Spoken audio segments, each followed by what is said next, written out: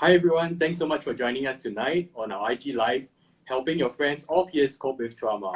My name is Ming Siu and I'm the founder and executive director of Campus Side, a youth mental health non-profit organization and co-chair of the Youth Alliance, an interagency mental health community co-led by Campus Side and South Community Services, catalyzed by NCSS in partnership with Beyond the Label. And I'll be your moderator for tonight. Together with me, I have two other esteemed panelists, Celine, who is a manager at the Clinical Intervention Center, Boys Town, and Tasnim, who is a youth with lived experience and also an active advocate for mental health. In light of the recent incidents with regards to youth mental well-being, this casual IG Live hopes to engage and reach out to fellow youths like yourselves, providing tips on how you can better support your friends or peers going through distress, mental health issues, or trauma. Our panelists will share with you some useful tips and personal experiences in overcoming mental health challenges and discuss how we can work together to promote the importance of help seeking and peer support as a collective community. This IG Live is brought to you by the Beyond the Label team at NCSS in collaboration with Campus Side, Boys Town, and the Youth Alliance. The NCSS BTL Beyond the Label is a movement to address stigma faced by persons with mental health conditions to create a more inclusive society. Before we begin tonight's session, right, we would also like to let you know that as today's IG Live, we'll be discussing the topic of trauma, and some of the content discussed may be difficult to process and may bring back memories of painful times in the past. If you feel uncomfortable, feel free to take a break or at any point of time. And if you need support or talk to someone you trust, you can reach out to us too. Also, if you have any burning questions, feel free to put them in the comment section and we will respond to you. Without further ado, shall we invite Celine and Tess to do a short introduction about themselves and the work that they are doing in the youth mental health space. Celine. Hi, good evening. Hello, everybody. This is Celine. Before I introduce myself, I just want to do a shout out to one of my youth. She actually commented, so I'm just going to say hi to her. Okay, so once again, I'm Celine. I'm the manager for Boys Town Clinical Intervention Center. So Boys Town is a social service agency that work with children, youth, and their families. So Boys Town is mainly known for providing residential care. However, we also offer other services such as counseling therapy and mental health education, which is what I'm doing. And we also have other programs focused on foster care, adventure and outdoor learning, and youth outreach. Thanks so much for that, Celine. Tasnim, would you like to share a bit about the work that you are doing also? Thanks so much, Ming Siu. Thanks, Celine. Hi, everybody. My name is Tasnim, but you can just call me Tess. I'm a Year 3 psychology student at NUS. I used to struggle with anxiety and panic attacks, and now I support others. I'm a youth peer with the Resilience Collective, otherwise known as RC, and I support other young people who are struggling with their mental health, both in Singapore through non-profit organizations such as Beyond the Label and also Caregivers Alliance Singapore, and also overseas and internationally through an online volunteering initiative. Thanks everyone for joining us. Thanks so much, Tess and Celine, for the great introduction. And thank you so much, everyone, for joining us tonight. So hi, Celine, could you tell us more about what is trauma and some of the signs and symptoms our online viewers can look out for? Okay, so when we talk about trauma, we think about the 3 E's of trauma. So the first E would be the events of trauma.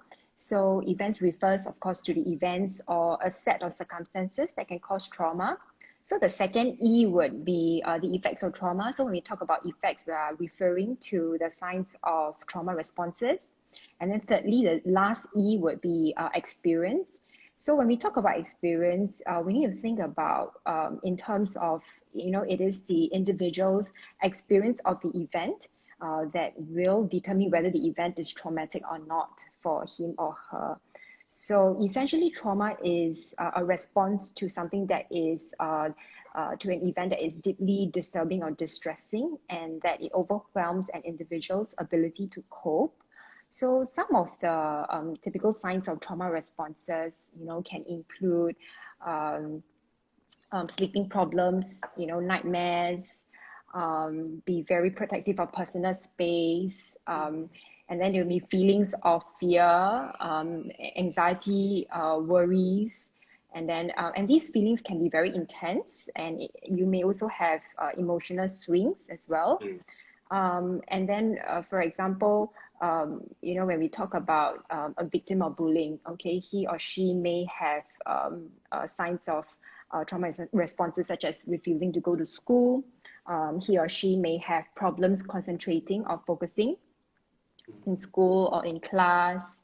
And so these are some of the signs of trauma responses that we can see in children, youth, and actually in adults in general as well. Thanks so much for that, Celine. I think many of our online viewers might be interested to find out more about what's the impact of trauma on people, children and youth, or even adults. Yeah.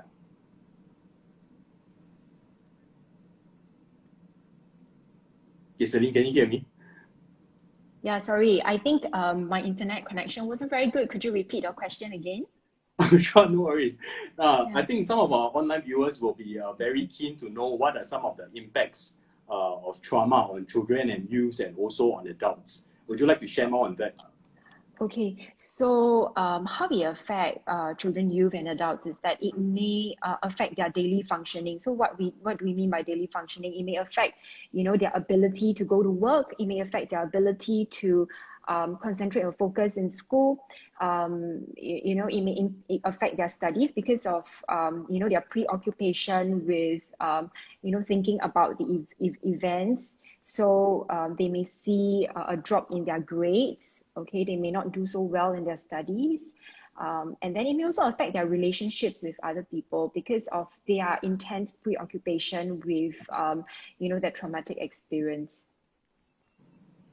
Oh, thanks so much for that detailed description, Celine. To the online viewers, we have also gathered some feedback from you guys prior to tonight's session on some of the misconception about trauma. So let me just share a bit with you guys. So some misconceptions are based on the BTIG live stories that we've actually gotten from the public. Emotional manipulation or abuse is not as bad as physical abuse. Adults can't experience trauma because we should know how to walk away. Trauma must be physical, example abuse, rape, or accidents. Trauma will never go away. Trauma doesn't happen to me.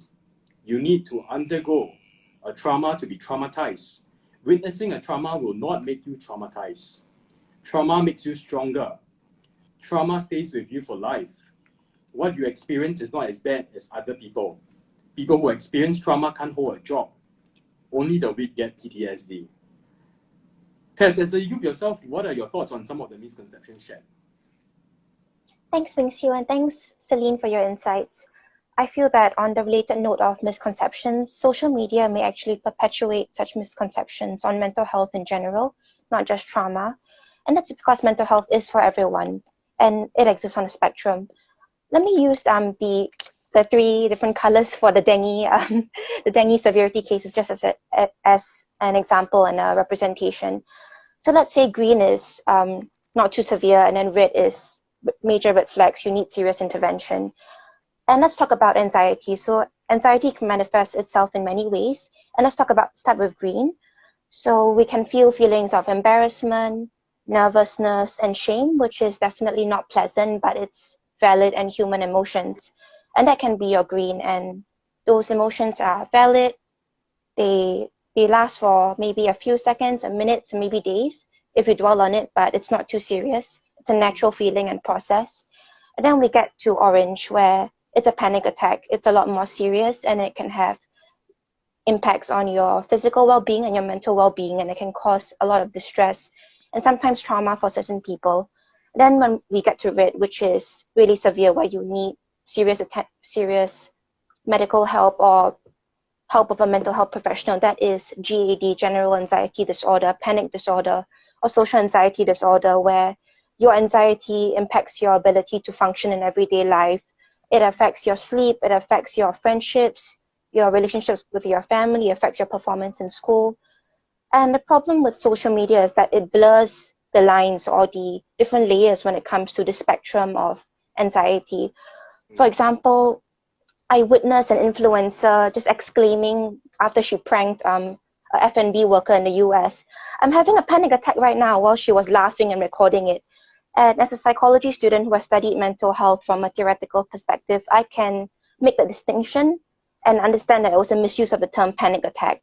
But for many young Singaporeans, especially the younger teenagers who spend so much time watching all these videos and actually look up to these influencers, may use such inappropriate language or terminology freely in their everyday lives, and that results in mental health being trivialized and trauma being trivialized, which contributes to the misconceptions that you read just now, Ming Siu. Thanks so much, Tess. Celine, do you have anything to add on to what Tess has just shared on the misconceptions about trauma or mental conditions? Yeah, so thanks, Tess, for sharing what your thoughts about about the misconception. So I think what Tess actually shared earlier about the red, amber, and the different color. Actually, what she's talking about, it's actually a spectrum of the stress, distress, and traumatic. So if you all remember earlier on, I was talking about experience, the third E of trauma. It is the individual's experience of an event that will determine whether an event is traumatic or not. So for example, let's say me and my friend, both of us could experience the same event, have gone through the same event. So my responses could be very different from hers. And this depends on a very wide range of factors. It could be that, I am a lot more resilient than her. So, and resilience sometimes is inborn, okay, and plus other protective factors that come in. So when I experience the event, it could put me in distress, but it could actually cause, let's say, my friend to be traumatized. So like what Tess said, we shouldn't trivialize. So what does not traumatize me does not mean that it will not traumatize you. So I think that is a very important thing to take note. So some of the other misconceptions that you have brought up by some of the followers on from Beyond the Label is that like trauma must be physical. Okay, I think there is a wide range of events that can potentially cause trauma. So sometimes we don't need to experience trauma itself in order to be traumatized. There is a term called secondary trauma or secondary traumatic stress, okay, which means that even if we witness, a violence, or we read, news of violent incidents that has happened, it can also have an impact on us.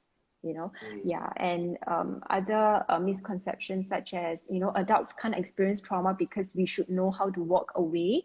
I think that is also a great misconception. Just because we are mature adults, it does not mean that it does not put us in a position whereby we may not be able to experience trauma. So which means that if let's say we have an adult who have experienced an event, we should not blame him or her, why you're so weak, you could have just walked away. And this happens very commonly among victims of sexual harassment, sexual abuse especially, whereby there is a lot of guilt because perhaps people around him, they will say, hey, you know how to walk away. If you're being touched, you should just walk away. But there is such a thing called fight, flight, or freeze response to stress. So what fight, flight, or freeze response really means is that each and every one of us, our bodies are equipped with this sophisticated alarm system that actually protects us from threats or danger. So an example of that would be, let's say when I'm crossing the road, I will look left and right to see whether there's any oncoming car or traffic, right? So when there's no car, I will take a step down to the road and I want to cross the road. But the moment I see one car turning, I will quickly step back. So that is an example of our body alarm system at work. It protects us from danger. So similarly for victims of sexual abuse, especially, when people tell them, hey, you should walk away if you're being touched inappropriately, it's because at that moment, in response to the stress, the body could have could have froze, such that the victim might not be able to actually fight back or even run away. So I think it is important to realize that trauma can happen to anybody. Yeah, and it is how different people we actually manage different events very differently. Thanks so much for that, Celine.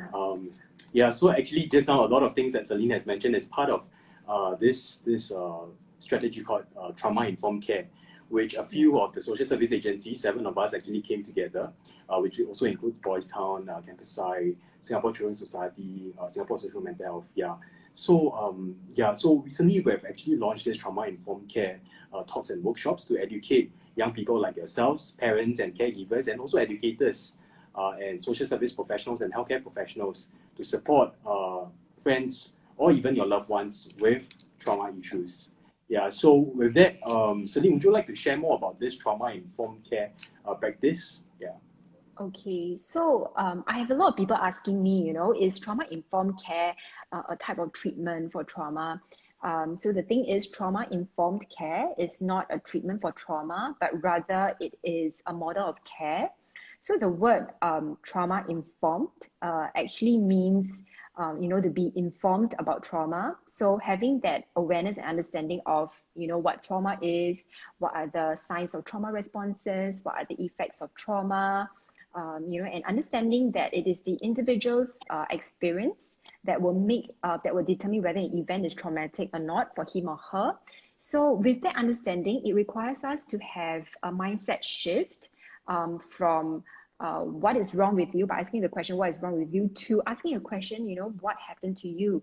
So it adopts an attitude of respect, compassion, giving attention and caring. So really, trauma-informed care is about building relationships and connectedness, because it's important for us to understand that positive experiences in our relationships can help us to heal, and it help us to build our resilience so that we are better able to face or manage and cope with the stresses in life, whereas negative experiences can actually make our emotional and psychological issues worse. Thanks for that, Celine. And for those viewers who have just joined us on our IG Live, do put on your questions. If you have anybody questions, do actually insert it in the comment section, and we will actually respond to you Okay. Right, so just now I think Celine and Tess has actually shared quite a bit on trauma-informed care, right? On the second segment, we will be talking more about peer support techniques, right? So based on the Singaporean Youth Mental Health study conducted by the National Youth Council, amongst 1,500 youths in 2020, youths are most open to go to their friends for help on mental health issues. So that's about 57% of young people, followed by their romantic partners, about 48%. And after these people, youths are more comfortable to go to the internet or online counseling websites. That takes about 45%, with comfort levels of going to the family members or counselors being far lower. To parents, that's about 30%, siblings 24%, and counselors at 18%. And 8% said that they will not confide in anyone, right? So this is quite alarming, right? Thus, we see the importance of peer support amongst young people who might be seeking help on mental health issues, and the importance of equipping our youth with the relevant mental health literacy and peer support skills to support their friends, as it helps to create safety and hope for someone who might be in distress or struggling with a mental health condition or trauma. Right, so just to share with you guys, there's informal support from loved ones like your parents, your family members, or even your teachers and counselors. And then, of course, there's the formal approach, which is from the trained peer supporters. Right, so Celine, would you like to share with us a bit more on how parents can actually support their child, or even teachers or mentors are essential for this best therapeutic outcome? Yeah. Okay, so I think basically, like I mentioned earlier, I think I think adopting that mindset, okay, of asking the question what happened to you rather than what's wrong with you, because I think in our culture, or rather not only in our culture, I think worldwide, I think usually when we see somebody going through a very hard time for a prolonged period, we tend to say things like, can you snap out of it? You can get better. It will be over. soon, don't worry. So we tend to say things like that. But in trauma-informed care, okay, remember what I said is that it's really about building relationship and connectedness. So instead of saying, what's wrong with you, snapping out, we always ask, we must have the mindset and ask the question, what happened to you? What is causing you, so much pain, hurt, or anguish? So as adults, for any adults who have frequent interaction, with children or youth, or even for any one of us, even if you do not have frequent interaction with children, you and with anybody around us, I think to pay great attention to the way we interact, with the people around us, and this requires us to actually reflect and think about, and having that awareness of, if I were to talk to this person this way, how would he or she feel? If I were to cross my arms when I talk to somebody, this is about body language as well. If I put my hands on my hips, like paying attention really to not only with our verbal language, but with our body language is really important. And because essentially what we want to do is to create a community of care, showing care and concern to, everybody around us. And that is the way that we can actually, build better, build mental wellness. We can actually help increase resilience in the people around us. Thanks for that, Celine. I think the questions are coming in fast and furious. We have one question from Tiny MS Marvel. Is it possible that a trauma event be like a build-up over a course of time? Yeah. Yes, Celine, absolutely. yes. Yeah, absolutely. So a trauma, an event that is potentially traumatic can be a one-time event, or it can happen over a period of time, which we will call it chronic. So what are examples of what I think we call them single episode trauma. So single episode events that's called single episode trauma refers to events such as near drowning experiences, road traffic accidents, natural disasters, which does not happen very in Singapore actually, like natural disasters such as earthquakes, tsunami, floods, and so on. So this is what we call single episode trauma. When we talk about events that has happened over a period of time, that it becomes chronic. So we are talking about events such as physical abuse, sexual abuse, emotional neglect, physical neglect, parents undergoing separation or divorce, and sometimes poverty. Living in poverty can also be a chronic stressor that can lead to trauma. Thanks for that. I think we have a second question from Nor Iham 11. How does a person share his or her friends about their childhood trauma? Yeah, Tess, would you want to take this? Thanks, Mingxiu. That's definitely a tough one. Can I just clarify? It's how do I share my childhood experiences with trauma with my friends? Is that the question? Yeah, that's the question. It's quite a tough one. I would have to say you should definitely preempt your friend in advance and perhaps manage your expectations. I know what you're going through is tough and you want to feel heard and understood, but you also have to understand that your friend may or may not be equipped to handle a heavy conversation such as trauma. Although as much as she wants to be there for you, she might be shocked, or she may feel angry for you, or she may feel a great amount of sadness at the injustice you face, but she may not be able to express that adequately, because with a young person, you're still figuring yourself out. You're still trying to cope with the stresses in your everyday life. So you have to be prepared that she may or may not respond in the way that is appropriate. It doesn't mean that she doesn't care about you, or she's not willing to support you. It's just that she is still learning to cope with whatever emotions that come with you sharing that experience. And at the same time, I think it's useful to definitely preempt your friend in advance. For example, just drop her a quick text if talking about it will suddenly cause a lot of anxiety, a lot of stress for you and for your friend.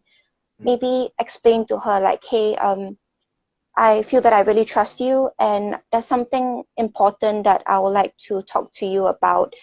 And if you're uncomfortable with it, and I can understand it's going to be a bit heavy, and if you're uncomfortable, please let me know. And if it's possible to perhaps practice the conversation with a trusted adult, preferably not somebody who's contributed to whatever you're going through, but somebody who has perhaps helped you, perhaps your counselor or a parent or a trusted relative. Maybe rehearse the conversation with them or try out the conversation with them since they're more mature and more experienced with such cases before speaking to your friend about it. Perhaps they could give you some advice on to how to approach it in a way that is not too heavy or not too jarring for your friend. Thanks, Ming Siu. Oh, thanks, Tess. I think that a lot of things that you have shared earlier is so much on the elements of peer support, right? Like active listening, holding space for that person whom you're actually supporting, right? I think what resonated with me was that you sharing that, if the person doesn't really want to share, provide him or her the space to let him or her know that, when he or she is willing to share or speak, then you can just drop yourself, a WhatsApp, a Telegram, or even a call, so as to assure them that there's someone out there who is looking out for him or her, right? Celine, do you want to add on to what Tess has just mentioned? Yeah, I think Tess gave such a brilliant answer. Yeah, I think she almost covered everything. I think what she has mentioned also includes the elements of trauma-informed care, like really listening, and then I think preempting the person that I think I think Tess, you mentioned about preempting Yes, the other correct. party whom you're going to talk to, right? Yeah, because I agree that it is a really heavy topic. Trauma is a really heavy topic to talk about, especially when you disclose details of the event that has happened to you. I think in my experience of working with youths, a lot of them, when their own friends disclose something to them, or they share with them their problems or issues, some of them have the strong need to help them to resolve or solve their problems. And when they are not able to do it, they feel very inadequate. Okay, they feel like they are not able to help. But in any case, I think what is really more important is not really about helping them to solve the issue. I mean, if they're comfortable, inform an adult about it, so the adults can come in to support. However, as let's say a youth, what you can do if a friend disclose something very sensitivity to you, I think some of the things that you can say to show empathy are things like, I don't know what to say to you right now, but I'm just so glad that you told me. If you need anything, I'll be here for you. I will listen to you. I will accompany you. So sometimes if you look, you don't need to solve the problem for that person. Okay, just showing that care, respect, that compassion, sometimes can really make a whole lot of difference. Celine, I totally agree with you. I think in peer support, we also learned that, it's really not solving the person's problem. Many times we are so, we are so eager to actually provide the solutions for our problems, for our friends' problems, but many times our friends or peers or even loved ones just need someone out there to provide a listening ear for them, to assure them that, there's someone out there who really cares and genuinely love them for who they are as a person, right? Yeah, wow, we have so many questions that are upcoming now. We have one from Roger Xia. Is it encouraged for youth to share stories of trauma to show empathy? And how else would informal support like peer support work? Yeah. Any of you want to take this question? I can take the second one on peer support. The one on trauma and empathy. Yeah. So probably I'll take the first part of the question. Sorry, could you just repeat the first part again? Yeah, sure. Roger Xia was asking, is it encouraged for youth to share stories of trauma to show empathy? Okay, thank you for the question. I think it really will depend on the comfort level of the youth. I think it boils down to what is I will ask the youth this question, what are you trying to achieve? What would you like to achieve by sharing your personal story? And the other part is, I will also say that no, actually, you do not need to share your personal experience in order to show empathy. So if I got it correct, some of us tend to fall into this. Some of us have the tendency to say, like, if let's say you have a friend say, oh, my mother just passed away, and then yeah, like I would say, for example, actually my father passed away last year as well, recently. So I think that could be a better way to say it rather than saying, oh, my father was a part. I think what I'm essentially doing is sharing my experience as well, right? Like you had a parent who passed away, I also have a parent who passed away. I think it really depends. If you are really out there trying to provide support for the friend, I think it's essential to respond with like, thanks for telling me, you must be really upset or sad, to be going through this. I'll be here with you. Because for some people, when they share their own personal experiences, let's say my mother has passed away and my friend actually tell me, oh, my father passed away, they may have the wrong impression of saying, hey, really, it's no big deal, your parent passed away, my parent passed away as well. They may have the wrong perception. So which is why it's important to be really careful with our choice and words or the language that we use when we respond to someone who is trying to confide into us. Yeah. Thanks so much for that, Celine. Yeah, it's usually people will start to compare, right, their struggles and challenges, but everyone has their own challenges or social emotional struggles. So let us not compare who has it worse. Yeah. Tess, do you want to talk a bit about the informal support, like peer support? Because I know that you have also been involved in your university or in some of these initiatives. Yeah. Thanks so much, Ming Xiu. Although I would say there is an extensive peer support network that is applicable to every student attending the university. Universities are actually training groups of students to provide emotional support to students in distress. And examples would be the NUS Peer Supporters, which is actually my CCA, and the NTU Peer Helpers and the SMU Peer Support Group. And just creating the circle of students in school, I think, is really making major progress in terms of supporting students in their times of need and just showing students that they're not alone in their difficulties and the school is looking out for them. So just sharing a bit more about NUS Peer Support. I actually haven't started my duties yet, and that's because they're actually taking this very seriously. So what I had to do was I had to undergo quite an extensive application process because the school wanted to ensure that they recruited individuals who are passionate about the cause and also held the correct values and values of compassion, integrity, and commitment to the cause that they are supporting and advocating for. So I had to write short essays about my values, my personal experiences with mental health, and also my level of understanding as with regards to mental health literacy. And following that application process, I had to undergo a rigorous interview where I spoke to some of the student officers and staff at the Office of Student Affairs at NUS. And they spoke to me about my duties and what I would do if I were to come to face with a student who was in extreme distress and how I would approach it. And also my personal journey with anxiety and mental health.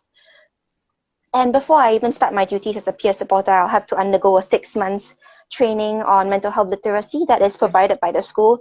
And it really is quite serious. It's really no joke. I have to complete a group project on a mental health disorder in Singapore that is quite pertinent. And I'll have to complete a reflection every time I attend a CCE session. So that is a content session where I'm educated on the mental health scene in Singapore. And I have to produce a research paper. And I have to get a 60% grade across all the different components to be considered to graduate from the program and officially become a peer supporter. So I definitely say, although there's definitely room for improvement, I think we've come a long way. Thanks, Ming Xiu. Oh, that sounds really intense. Tess, yeah, but thanks so much for sharing what goes on in the peer support networks and the IHLs. Just to share a bit with you guys online with us today, actually, MOE is announcing that there are different, that by the end of 2021, all schools, primary schools, secondary schools, junior colleges would have a peer support network in the schools itself, so as to support, to be the eyes and ears on the ground to actually support fellow youths or children who are actually struggling with mental health conditions or who might be in distress. Also, like what Tess has mentioned, in the Institutes of Higher Learning, in the universities, the polytechnics, and also in the ITs, there are trained peer supporters who are actually trained by professionals or even counselors to be the eyes and ears on the ground to support their peers. Apart from the schools, of course, there are agencies like Campus Site who also train young people in the secondary schools and the Institutes of Higher Learning and young working professionals who are keen to actually join us to be equipped as peer supporters, to be trained to actually support your peers who might be in distress. Yeah, so do let us know if you want to find out more. Right, so just now I think Tess and Celine has mentioned quite a bit on, what peer support entails, right? Active listening, referrals, and suicide SOPs. So actually, we have one question from David Ho, TC. He was saying that, hi all, thanks for sharing your thoughts, very informative. Just wondering, would the feeling of shock from name and shame on social media be considered as a single event trauma? He's asking because with the recent rise of name and shame through social media, he's wondering if the shock or negative thoughts imposed on self can be considered as trauma. Yeah. Celine, you want to take that? Yeah. So it can be considered. Remember what I mentioned about the experience of trauma. It is the individual's experience of the event that will determine whether the event is traumatic or not. What I think was just mentioned is essentially, I think I would actually consider it to be a form of cyberbullying. The name and shame and all that constant exposure over a period of time can take a toll on one's mental health. Okay, I think we have also read in the media as well how Korean celebrities have actually committed suicide because of cyberbullying. They have been exposed to, nasty comments and negative comments on their social media, and how this can have, a really negative impact on their well-being. Thanks so much for that, Celine. Tess, you have anything to add on? Thanks, Celine, for your insights. Perhaps I'll just talk about the experience of social media from a young person's perspective that's contributing to whatever Miss Celine mentioned. And as Celine mentioned, it's dependent on the individual, but I would say the environment of social media in general can easily put a young person at a state of unease and a heightened state of anxiety. It's because of the extremism in social media. I'm not sure whether you've heard of cancel culture. It's when you throw backlash, or it's the whole name and shame and just attacking a celebrity or sometimes just a public figure for something that they said that people felt that was inappropriate or insensitive. And it could very well be something you said 10 years ago. For example, Chrissy Teigen, she is the wife of John, I forgot his name, the guy who, John Legend, correct. My brain just blanked out. John Legend, and she, a bunch of old tweets of hers resurfaced from 10 years ago when she made some racist remarks or she bullied an ex-classmate or somebody else who was part of her social circle. And she has grown beyond that. Now she's a mother of 3, so she's in quite a vulnerable position, and she just experienced the loss of her son. And yet people were so willing to jump on this bandwagon of hate and directed so much hate at her for something she said 10 years ago when she was a teenager, and we are all capable of making mistakes at that age, and we say things we don't mean in an attempt to conform, and also because we're pressured to feel a certain way based on what we see in the media. And that's definitely a huge cause of anxiety, because something that you said perhaps on an impulse is left there on a permanent basis, and you could be held accountable for it, even if you're not in the right state of mind, or you're not emotionally mature enough when you produce that text or that thing that people are holding you accountable for, which is why I think a lot of young people feel a lot of anxiety now that they're on social media. Thanks, Mingxiu. Thanks, Celine. Thanks, Tess and Celine. Yeah, we have another question from it's Abby. She's asking, what if the person comes to you expecting you to provide a solution? How do you tactfully tell them that you don't have a solution, but you care and you want to help? Any of you? Okay, maybe I would go. I think I think we can actually ask, you can just let if I would be the one, if somebody comes up to me, I would say that I'm sorry to hear, what you're going through right now. I think you are in a very difficult position, and I do not think that I may not have the solutions, to your problem. However, I can, then you direct them to the right people or who you think can help. I think more often than not, we live I think in a culture whereby we feel like there is a very strong need, to answer everybody's questions, but sometimes we do, or solve everybody's problems, but sometimes we really do not have those answers to the questions. Like, for example, even for parents, that with children, they ask them. I think some parents feel like, okay, I need to be able to tell them an answer, but I just want to say that it's okay to let them know that you do not have the answers to the question, you do not have a solution to their problems. But I think most importantly is really the support and providing them with the resources to find, the solutions to their problems or the answers to their questions. Oh, I totally agree with you what you mentioned, Celine. Many times we don't really have a solution to the problems that our friends or even our loved ones are facing. But I think in peer support, what we are taught is actually to express empathy, right? Though we don't really understand or don't really know what our friend or loved one is going through, but we can let them know that though we don't understand, but we would like to actually support them, to actually show them empathy. That we would like to go through this and journey with them together. I think when someone knows that there's someone out there to journey with them through their struggles, I think that's quite a huge burden lift upon their shoulders. Yeah, so probably that might help to answer your question. Yeah, thanks so much for that. I think we have another question from Miss C Lily X33. If people struggle with mental health but doesn't want to seek help from anyone, what can they do? I think we receive quite a lot of such questions from young people, right? That they have friends or people whom they know who are struggling with mental health conditions, but because of the stigma, they are unwilling to seek help. Yeah, how would you all actually encourage these people? Okay, maybe I'll share in my context of my work. I think first of all, I want to say that I think it's if, let's say, especially for parents, okay, it's very painful for parents to actually see their child in pain, in their child suffering, but they are not able to convince their children or bring their children to seek help, especially for teenage children.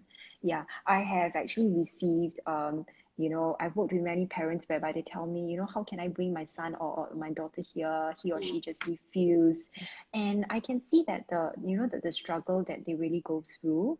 So I will usually get parents to actually make appointment with me to see me first. So I will work with parents to see how they can actually help them manage the situation at home. So another way would be also as well for actually, if this happens, let's say if as a youth you have a friend that would benefit from seeking professional help, is to actually ask them, what may be your concerns, about seeking help.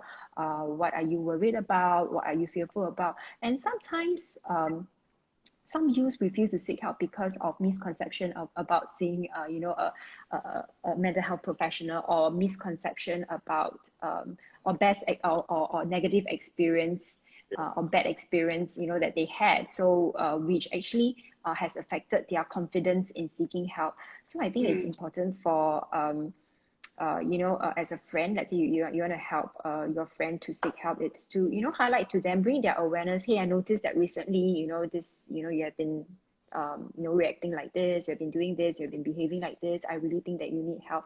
So essentially the patience is key. You really need a lot of patience to actually convince or persuade a person to seek help,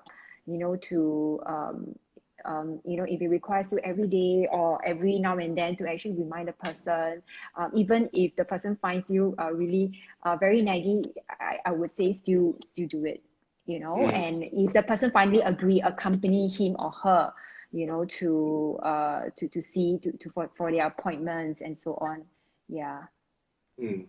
Well, Celine, I think that's really important, right? When you mention about accompanying the person, be it a friend or a loved one or family member, who actually needs to seek professional help. As many a times, it's so difficult to actually go seek mental health professional help alone, right? Because of the stigma and also because of that. Just being alone, it's so difficult to go through. Tess, do you want to share a bit on this? How we can support our young people who doesn't want to go and seek help, as from a young person's perspective? Yeah. Thanks so much, Ming Xiu. Thanks, Celine, for your insights. I would say if you're not ready to seek help or you feel that it's not for you, and trust me when I say I can relate, I was very reluctant to open up to my friends about whatever I was going through at 18 with regards to my panic attacks and my anxiety, because I was so fearful that it was a lot of self-stigmatization. I was so fearful that they'll be afraid of me or they'll be really paranoid around me, thinking that I will be triggered by any small thing they said, which wasn't really true, but it was just something I had convinced myself.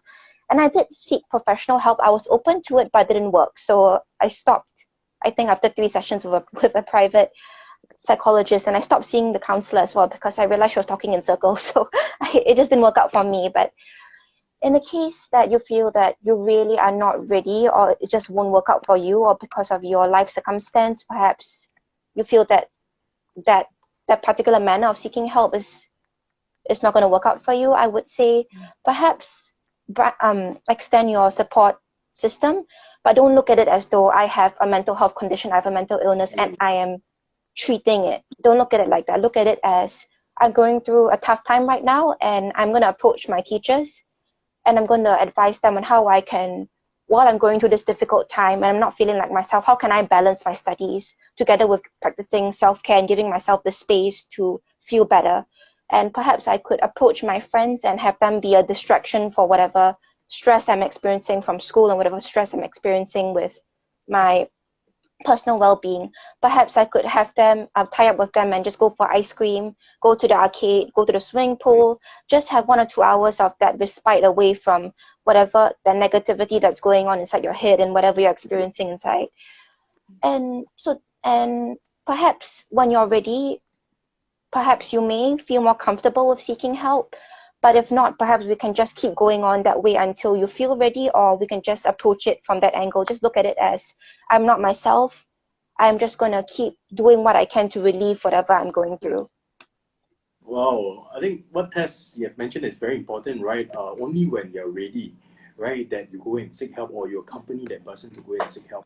And self-care is so important, right? Just now you were mentioning about, having ice cream and, just going on a short respite, right? I think that really helps. If you don't want to do it alone, you can find a friend or a loved one or family member to join you in this area. So while we are at, just now we were talking about, there were so many questions on, barriers to help seeking. Just like to share with our online viewers who have just joined us, with reference to SOS survey findings, 1 in 3 youths in the 20 to 29 age group, right, say that they will not consider contacting others for help when they are emotionally overwhelmed. In fact, only 31.8% of young people sought help in Singapore in 2019 for their mental health conditions. Youths between 18 to 34 years are the most vulnerable and at-risk group, as 1 in 5, which is about 20%, would have experienced a mental disorder in their lifetime. This is based on the Singapore Mental Health Study done by IMH in 2016. Right, so suicide remains the leading cause of death for youths aged 10 to 29 and accounts for about 1/3 of all reported deaths in this age group. Some of the barriers to help seeking identified were the lack of mental health literacy and also stigma to mental illnesses.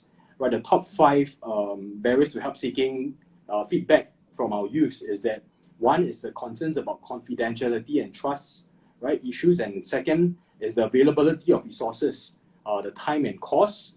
And 3rd is lack of accessibility of services, opening hours and location. 4th, concerns about the characteristics of being judged by a professional. And last but not least, having a permanent psychiatric record.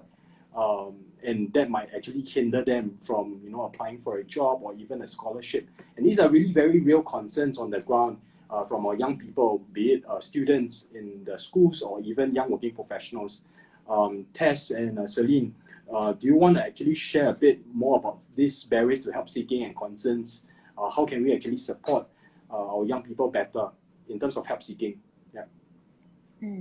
So I think this goes back to what Tess was sharing earlier, you know, her own experiences. And I think she's absolutely right. And a lot of youths that I've worked with, you know, they prefer not to see a mental health professional. So therefore, this shows how important it is for us, you know, to practice trauma-informed care, for members of the community to practice trauma-informed care, because if somebody does not want to see a mental health professional, they actually prefer talking to friends or talking to someone that they trust, or somebody that is within their, you know, social support circle. So and then other barriers to seeking help as well. I think seeking help is not just from mental health professional. I think we need to widen that scope to also, you know, seeking help from, you know, friends, peers, family members, or anybody that we trust that's around us, right? And then another thing about, you know, I hear one thing that really stood up to me was some of them are really afraid of leaving, you know, a psychiatric record or something. Yeah, but I just want to clarify that misconception is that medical records are private and confidential. Employers cannot go to, you know, the hospital and demand for your medical records just to see. So just to provide some reassurance, yeah, to you know, to people who think that, oh, if we leave a record, will, you know, my future employer know, will, you know, the university that I'm going to apply to, will they, you know that I have a mental health issue before. Just to build on what Celine has mentioned, for TAFED and MOM, they have also shared that for people with past psychiatric records, when they apply for jobs and stuff, there is also this, they don't need to disclose their past psychiatric records to their employers. Yeah, and so probably this will help to allay the fears of our young working adults who might be fearful of this hindering their future jobs. And like what Celine has mentioned, all records or psychiatric records or health records are actually kept private and confidential unless you actually break the law. Right. Tess, do you want to actually add anything to what Celine has mentioned earlier about help seeking or even barriers to help seeking? Thanks, Mingxiu. Thanks, Celine, for your insights. I'll just keep this brief because I think Celine covered this really comprehensively. I would just like to add that you don't need to have a label to seek help. And if you're going to be consulting a mental health professional, I think it's important to look at it, to not look at it as I'm sick and I'm going to be treated, so there's something wrong with me. But instead, you could look at it as self-care, or you could look at it as I need a little bit of help because I'm not myself right now. And if I continue, things will get worse. So I'm taking accountability for my own well-being, and hence I'm just going to go to this person for advice. And I think switching your mindset definitely helps. And just I also just like to share about records affecting your application for scholarships. I'll just be sharing a personal experience. I actually applied for a scholarship under XXX Ministry. I'm not allowed to say it. I don't want to get into trouble. And they did realize that although I didn't go to IMH and there wasn't like a clinical label, they did see that my exam records had plus, which meant extra time. So extra time is given to students who cite perhaps a medical reason, a disability, or a state of being that affects their ability to perform during exams. So a psychiatrist or psychologist will write a report, which is sent to MOE, and then it'll be indicated on your transcript that you had extra time, or you did an isolation, or you had a different computer, or you had a larger exam paper to accommodate your needs. So the panel, and they were quite compassionate about it, they asked me, may I know what is this? So I was just very open with them, because if you lie about it, I think there may be severe consequences afterwards. So I said, I did experience high anxiety and panic attacks during my A-level period, and I did have to seek help for it. And I did have to get official referral because I felt I needed extra time during my A-levels, which is a high-stakes exam. But I can assure you that I have made a lot of progress in terms of managing my symptoms. And now at university, I no longer need the service or assistance.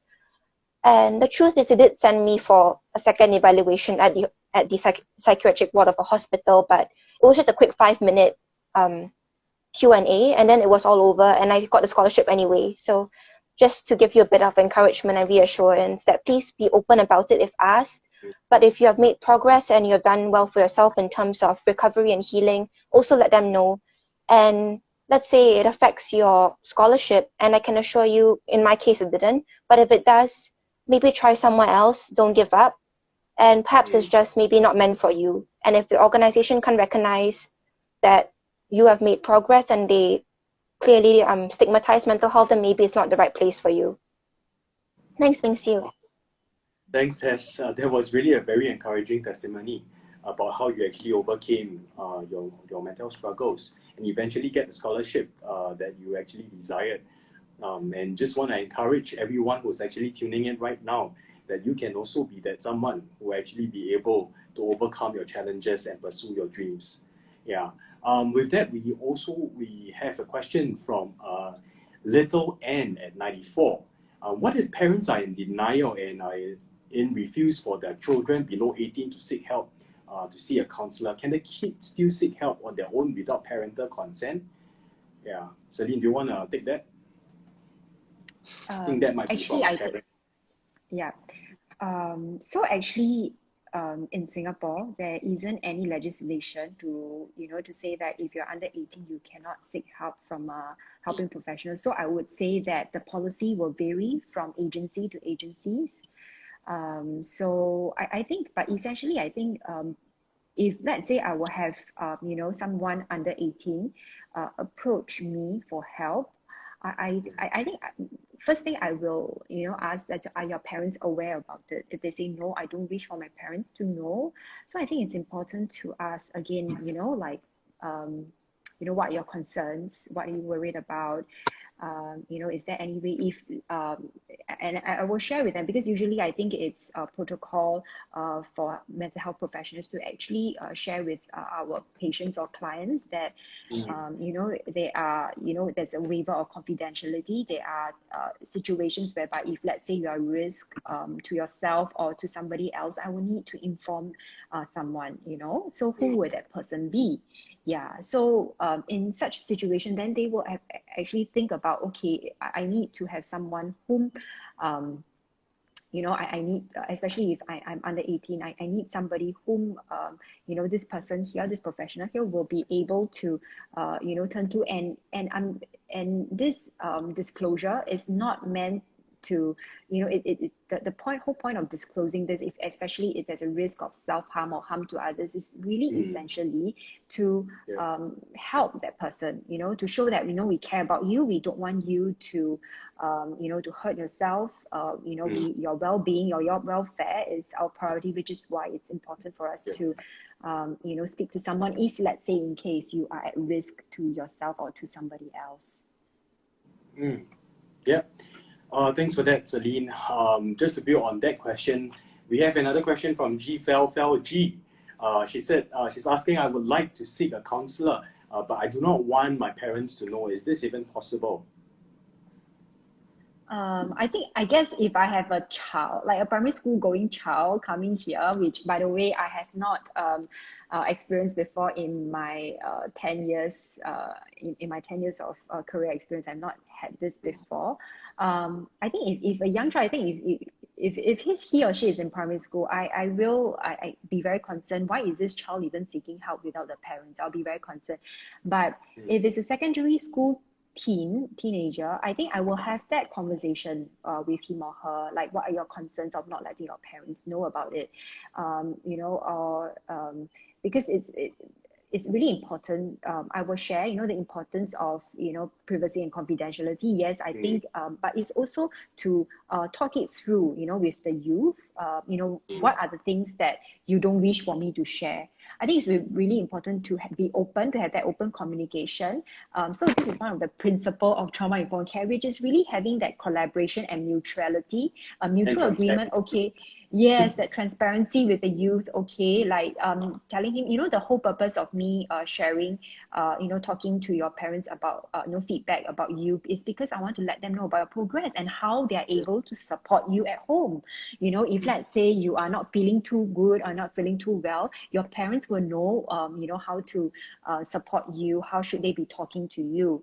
But of course, like for example, in my work with my clients, my young clients, I usually will tell them that, okay, you know how I work, I will be talking to your parents. Do you want to be present in the session when I talk to your parents? And what are the things that you're not comfortable in me sharing? So we will talk about that. So which means really being open and transparent, and having empowering the youth, letting the youth have a say, you know, like what I want my parents to know and what I don't want my parents to know. So really keeping them in the loop is very, very important. Yeah. Thanks for that, Celine. We have one last question before we wrap up, because time, just wary of time, right? We have this question by Lita Adia, right? Her question is, if our friend says that, you know, she tried to commit suicide, what should we do? Right? Probably I can take this question, and then Celine and Tess, feel free to chime in with your experience. Yeah, so if the person is actually at risk or immediate risk of suicide, what you can do is that you can encourage the person to call 995, which is SCDF's number, or you can actually call on behalf of the person with the person's consent. Second, you can then accompany the individual to the nearest A&E department. So all hospitals would have an A&E department, including IMH. And then, of course, lastly, contact the family member or someone in their social network who may be able to check on them. Yeah, so this is when someone is at immediate risk of suicide, meaning that he or she is already attempting suicide or have already self-harming or causing harm to others. Yeah. Celine, do you want to add on to this? Yeah, I think Mingsu, I think what you just mentioned is, I think what I would actually advise, I think the person, I think because sometimes not everyone of us are actually trained in, you know, mental health first aid or suicide intervention. So, you know, some of us may be taken aback or in shock when somebody discloses to us, I am going to kill myself. Okay, it can be really traumatizing to hear that, you know, hearing your friend, oh, you mean you're gonna kill yourself? So I think if we are not sure, we are not able to, I mean, as a layman, we are not able to assess the suicide risk, right? So what I think the right thing to do is, if in doubt, I think call the police or call 995. Yeah. Thanks for that, Celine. Tess, you want to add to that? Thanks, Mingxiu. Thanks, Celine. I think it's been covered quite comprehensively, so I'll just talk about it from a youth perspective. I would have to say, as Celine mentioned, it can be very traumatizing and very scary. And if you do receive a message like that from a friend, I think it's important before you respond at all to just take a few deep breaths and ask yourself, are you in the right frame of mind to be handling something like this? And naturally, the vast majority of youths will not be equipped to handle suicide or suicidal cases. So it's important to, after you are in the right frame of mind, write to your friend again and say, like, I'm sorry to hear that you're feeling distressed. I know what you're going through isn't easy, and let me know that I care about you and I'm here for you, but also note that I am not an experienced healthcare professional. I may not be equipped to give you the support that you need, and assess the risk for yourself. If you feel that it's mild, perhaps you could stay on the line with your friend and perhaps talk through the different options that she could, like, be going through her mind, and maybe try to comfort her and reassure her that you're there for her, but also try to approach it from a logical angle if she's experiencing distress based on an event, for example, a failed exam, or she broke up with her boyfriend. But if it's quite extreme or severe and the person is literally about to hurt themselves or poses a serious risk to themselves and others, and is really like on top of a roof about to commit suicide, or like brandishing a dangerous weapon, for example, a knife. I don't think guns are allowed in Singapore, but perhaps threatening to overdose, just assure them that you'll be there for them if you're in the right frame of mind, but also tell them that I think you're in a state where I can't help you alone. So I need your consent to perhaps approach either a trusted adult, your parents, a mental health professional, a 24-hour mental health professional, or the police. But I can assure you that I'll be here for you throughout the entire process. I can either come over if you're available to, or I can be with you on the phone or on FaceTime, and we can approach them together. But I'll show you that I'm here for you throughout it all, and I care for you. And perhaps just try to remain level-headed and calm throughout the process. Do not use terms such as crazy, siao or like refer to them in any derogatory language. Just remain level-headed and calm. And when you need to take time off to take a breather, please let her know that I need some time off, because this is whatever you're going through, I feel really strongly about whatever you're telling me. So I just need a breather, but I'll be back and I'll show you that I'll be here for you throughout it all. Thanks, Ming Siu. Thanks, Tess. Well, that was really comprehensive, and it's really refreshing to hear from a youth's perspective on this issue. Yeah, just want to clarify, just now Miss Lily X33, she wanted to clarify on her previous comment on if people struggle with a mental health issue but doesn't want to seek help from anyone, what can they do? So actually, she just want to clarify that, sorry, she didn't make it clear enough. Parents isn't supportive enough and can't accept the fact that the kid has mental health conditions, but blaming them about acting out on their mental health issues. So condition is fake and isn't real from what it was diagnosed from the doctor itself. Yeah, so I think just to clarify what she meant with that previous question. And for those of you who has just joined us or have joined us throughout that 1 hour, right? Thank you so much for all your questions. Don't worry, for those questions that we are unable to address during tonight's session, the Beyond the Label team will actually check with the three of us, the panelists, and we will DM you separately after tonight's session.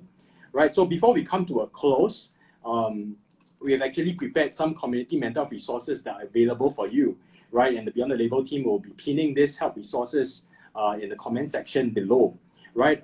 We would just want to share with you, just now I think Celine has shared with you guys on the Safe Circle Trauma Informed Care, right? So this is actually a program, a collective program by 7 agencies, social service agencies in Singapore that are actually wanting to actually train educators, helping professionals, young people, parents and caregivers to be more trauma informed and to support our different segments in society. So if you want to find out more, you can go to safecircle.sg to find out more.